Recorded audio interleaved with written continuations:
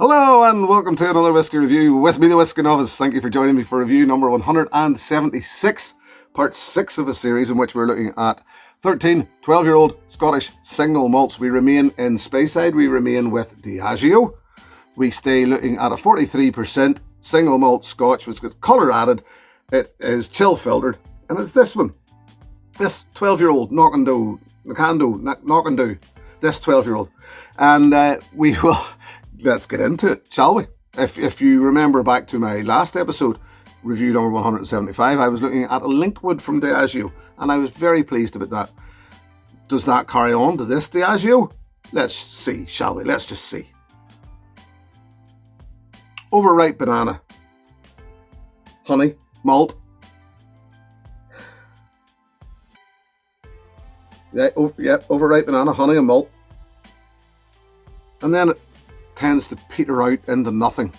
It's weird. You pick up this sort of big bowl, and it's quite immediate that you get that banana, that honey, that malt, and then just levels out at that. Agitate it, it'll come back, but there's not an awful lot else going on. Wafts of barley sugar. There's a sickly note, a sweet sickly note in this. Doesn't sit terribly well with me.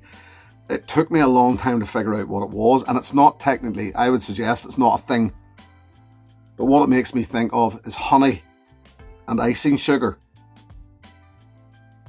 Yeah, and as I said, why would anybody put icing sugar in the honey? I don't know, maybe it is a thing, I don't know, but it's certainly not something that sits terribly well with me. It feels like a synthetic sweetness. Not terribly pleasant, as I said. This one, and I know before I get into the palate, I'll find this more so. Anything that I could find on maturation of this seemed to lead toward ex-bourbon cask. I'm not convinced that there isn't some ex-sherry cask in here somewhere, because you can. It's something in the background. It's not all rich dried fruit, Christmas cake, that sort of thing. It's just something in the background, and it's more so when I get into this palate that I know that it's there.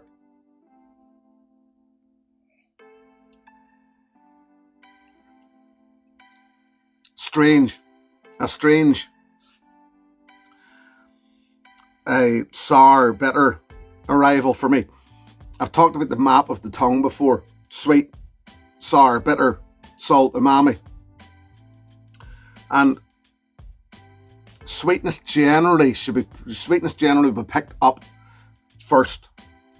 It'll be around the tip of the tongue. You will pick up that sweetness first. It'll be quite initial. This all just rushes. It's a bit like the Dalmore 12 I reviewed a few episodes back, where it all rushes mid-palate and there's no interaction with the sweet sensors in the tongue.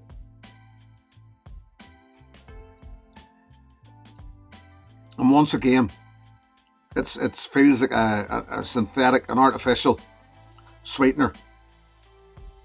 Now, there is a richness there, as I said, that would make me think that there's been some ex-sherry maturation fired into this. But it's just not terribly pleasant. It's a weird caramely, I can't say enough, synthetic or artificial sweetness.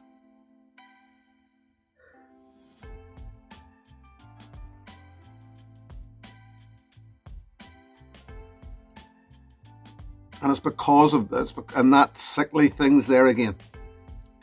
That sickly note that's just over sweet. But as I said, the sweetness doesn't come at the start of the palate where it should be. It's all sharp and sweet at the back of the palate. And that goes on into a finish, a short finish, which is very little interaction, little heat. There's a sharpness, there's a tanginess, like a lime, over sharp lime juice. Right at the back of the palate. It definitely is lime juice. Over concentrated lime juice. Not a good start. Not a good start. Ball at 43%, as I said. 35 to 45 pounds, I suppose. It's not a bad price for a 12-year-old. If you enjoy it. So that little drop of water, and it was a little drop of water, has released a lovely furniture polish note. And a hint more barley sugar. No, it hasn't improved much.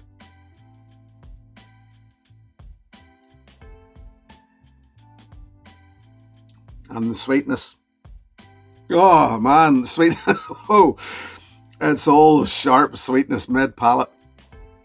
And that's, oh. And if it did that but continued into the finish, I think I've nailed that in my head now, which I hadn't done before when I was doing my tasting notes. If at least that sweetness started mid palate, developed into something and went back into the finish and then carried on, I think this would get away with it, but it doesn't. The finish stops like that, and it's just this real sharpness then at the back of the palate.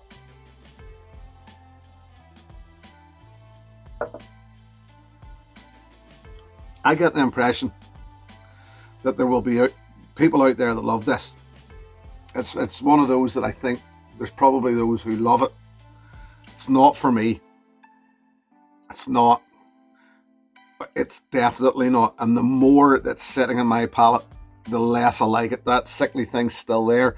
It's not even just not for me. This is actually putting me off. I don't like this. I don't.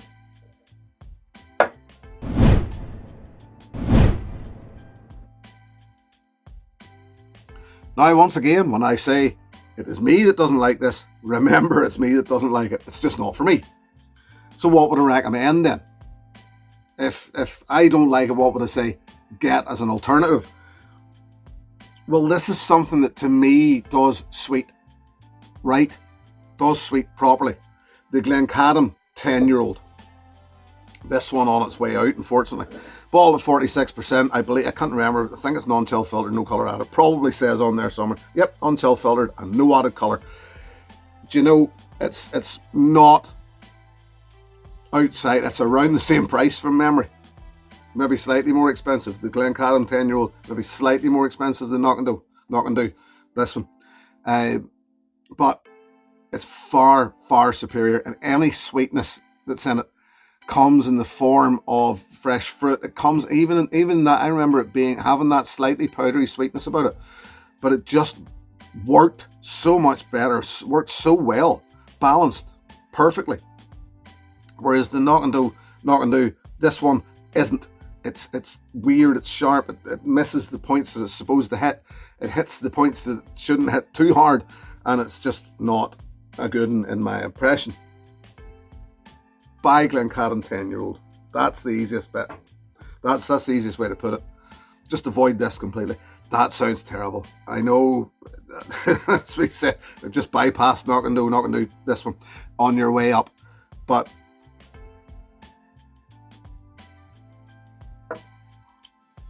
if it were me, that's bizarre. It's not that bad. I'm sure I'm making it sound worse than it is. It's so sharp, right up the middle of the palate, right to the back of the palate, and then stops. So no, and then it's actually going a little dry as well. Right, yeah, I'll just leave it at that. I think I'll say thank you very, very much for joining me. Always a pleasure. Thank you very, very much to my patrons. Should you wish to join that group, the details are in the video description below, and I will also post a little video up here just giving you a little more information about my patronage. Till the next time, my friends, look after yourselves. Here's to your good health. Cheers. Hey, thanks for watching my video. Please click and subscribe to be notified of further content. The details are in the video description below, as they also are up in here in this bastard.